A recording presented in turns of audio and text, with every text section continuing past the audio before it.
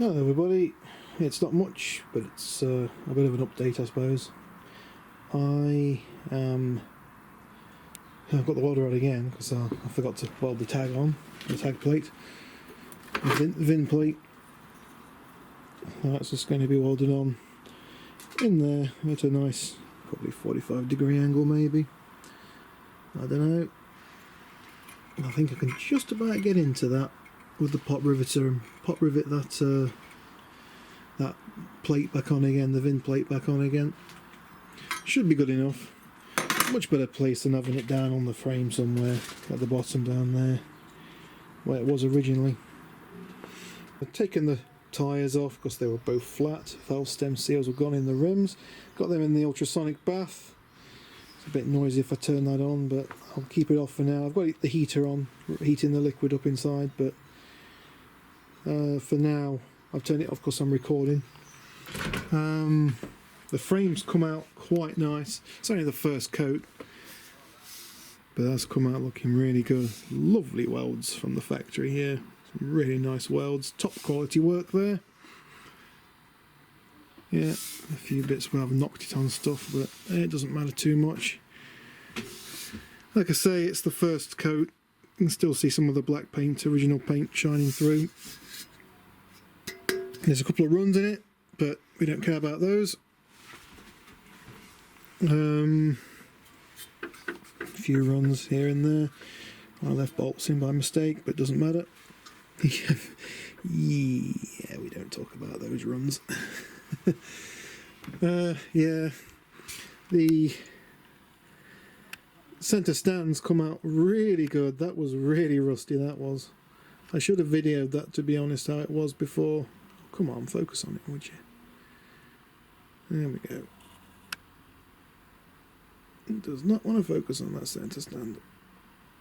But you can see how I've put those, welded those plates onto the bottom there, those extra little like feet, just to help me get it on and off the centre stand. It does help.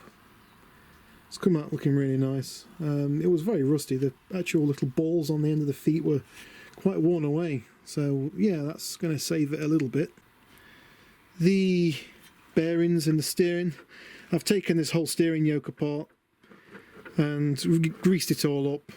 Put quite a bit of grease inside here as well. It's probably all going to come out at some point, but just to protect it, that's all. Future-proof it.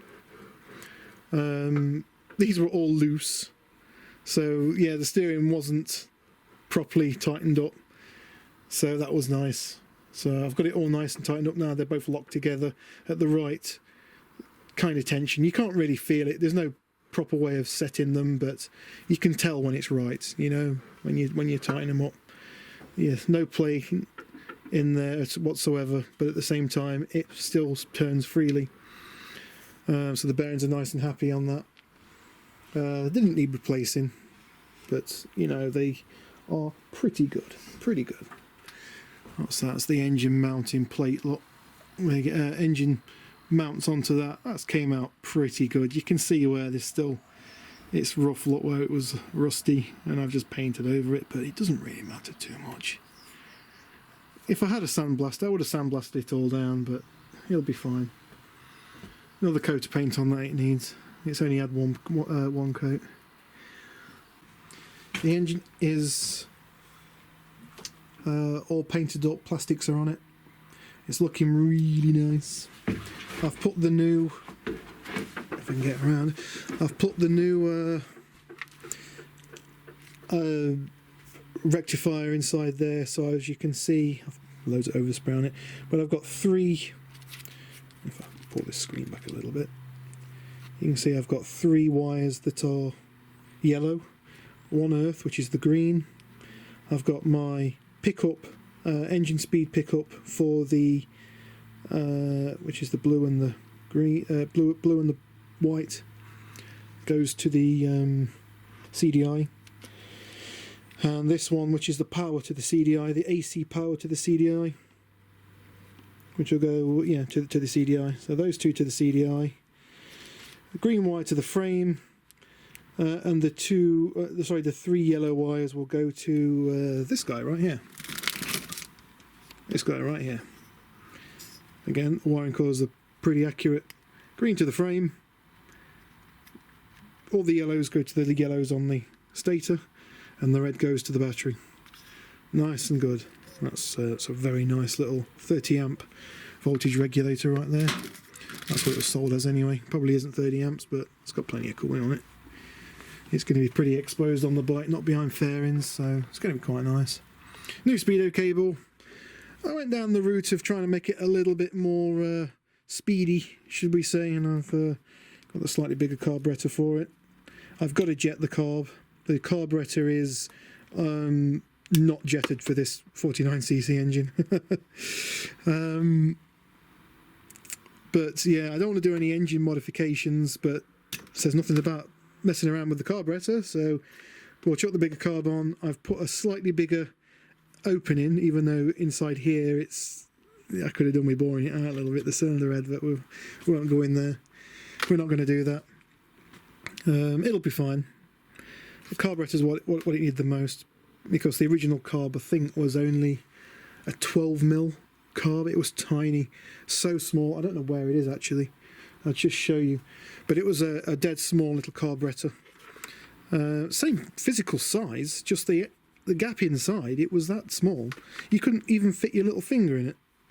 So now it's had a bloody 24mm chucked on it, which is way overrated.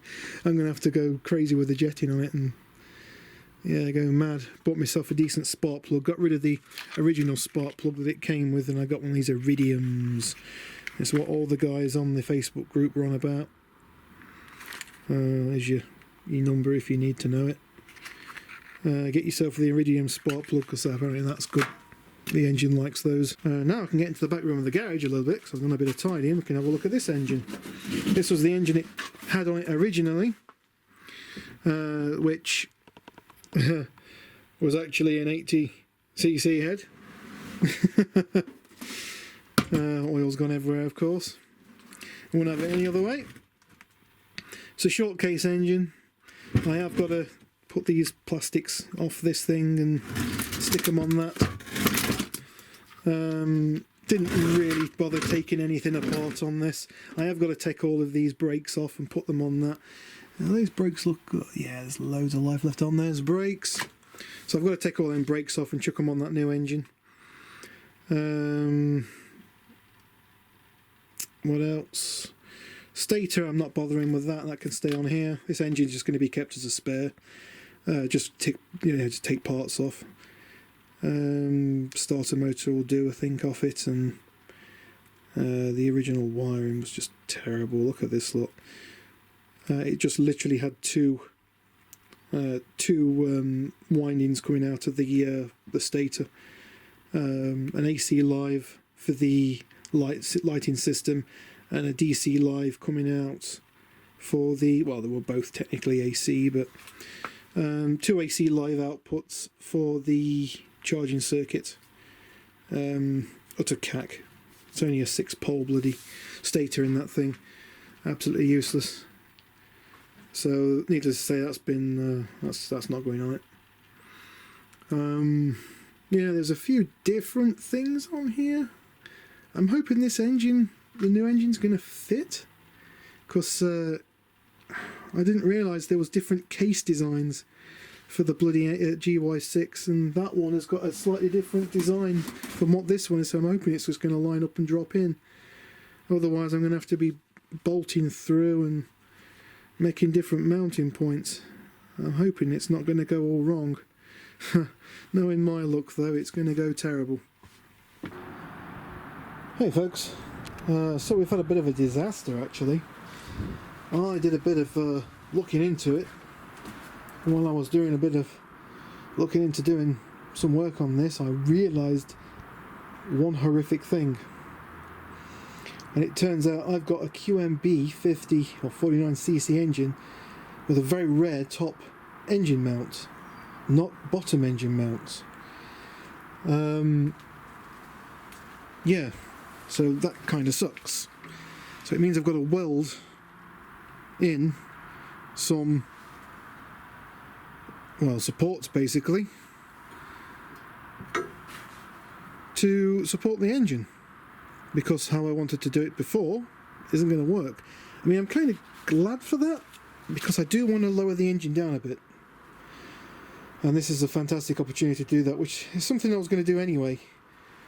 I was going to lower the engine. I was thinking of cutting this bar, turning it to make it so it's a bit lower down on the, you know, it'll give me about 5 or 6 centimetres worth of ride height if I did that. Probably a bit more, to be honest.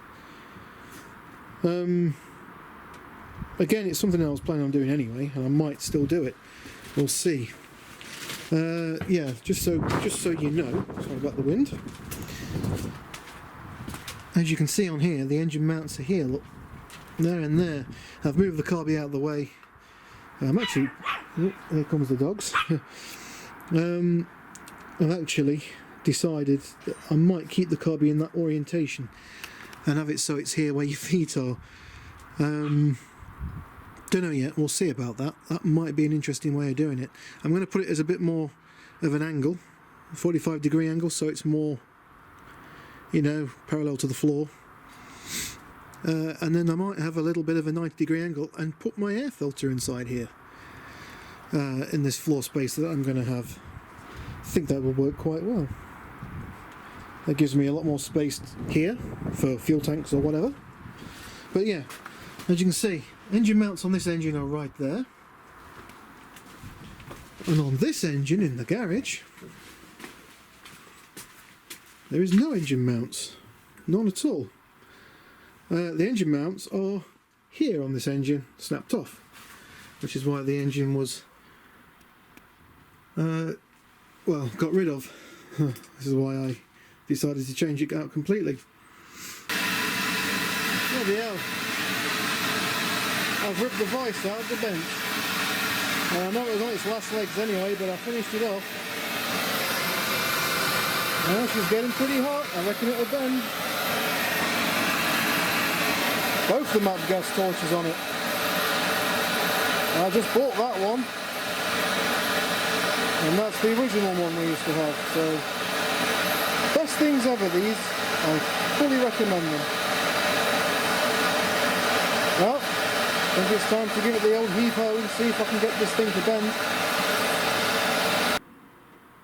Okay, well, the brackets are on. They look mighty fine too.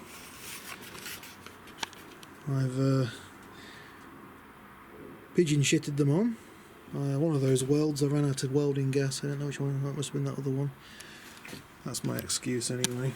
Well, the welder has got a different coloured bottle on it. See, I wasn't lying. Yes, that's looking pretty good. I hope you can see that. It's all bolstered as well. Some nice supports. They're not perfectly true. One of them's a little higher than the other, but screw it. I'm pretty sure it'll be fine. It'll be fine. All we'll do is we'll just file one of the holes out there. Well, that's what we'll do. We'll file it out, weld it up, and then send a drill through it. No one will ever know. No one will ever know. You won't tell anybody, will you? That's it. I'm pretty sure it'll be fine.